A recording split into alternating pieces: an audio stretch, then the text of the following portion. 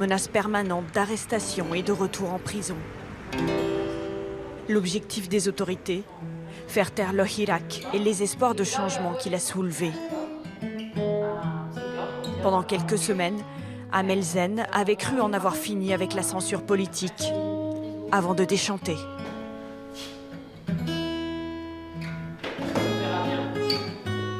La jeune femme fait partie d'un collectif à l'avant-garde de la contestation. Cette chanteuse vient de composer un morceau pour dénoncer les vagues d'arrestations.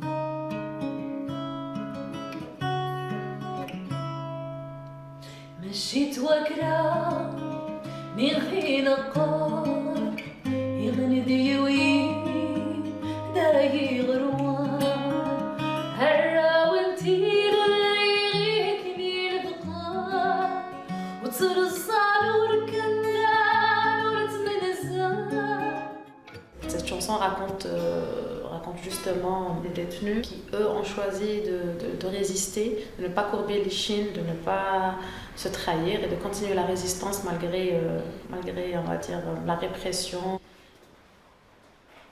La première partie du Hirak a fait que là, il y a eu le départ de Bouteflika. Et là, à la surprise du pouvoir en place, le Hirak qui continue.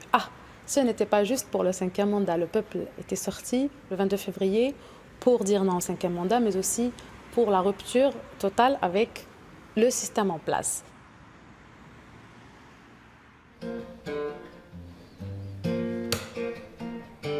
Et là, ça commence à changer. Et là, on remarque qu'il y a un peu plus de pression sur la capitale, les fouilles. Il y a eu des manifestants qui ont été pris au commissariat. Donc voilà, ça évolue vers ça, vers beaucoup de répression. Les médias ne sont pas libres, la justice n'est pas indépendante. Finalement, rien n'a changé sur ce plan. La parole est interdite.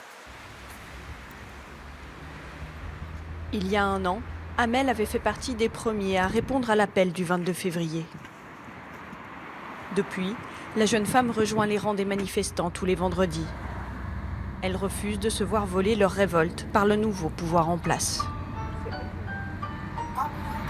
Nous n'avons pas encore eu ce qu'on voulait. Ce qu'on veut, c'est le départ de tout le système et non pas juste de quelques visages de ce système. Et un an après le Hirak, certes, il y a eu beaucoup d'acquis, mais le système n'est pas encore parti. Voilà. Eux, ils sont là, le peuple est toujours là, le Hirak est toujours là, toujours persévérant et constant. Comme beaucoup d'Algériens, Amel a le sentiment d'avoir été instrumentalisée par l'armée. Loin du renouvellement de la classe politique espérée, les militaires ont imposé leur candidat. La déception et la répression qui ont suivi ont clairsemé les rangs des marches du vendredi. C'est l'axe 48. Parce que vous voyez, je communique beaucoup sur les réseaux sociaux. Jusqu'à la dernière minute, je voulais croire que ces élections n'allaient pas avoir lieu. J'ai vécu ce moment avec beaucoup de douleur. Allez, on va pas se mentir.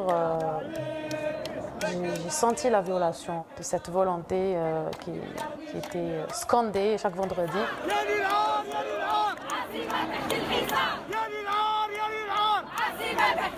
C'est quand même passé et nous, on continue à sortir.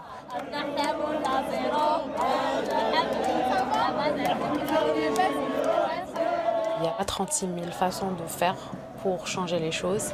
C'est un devoir national, un appel de la patrie.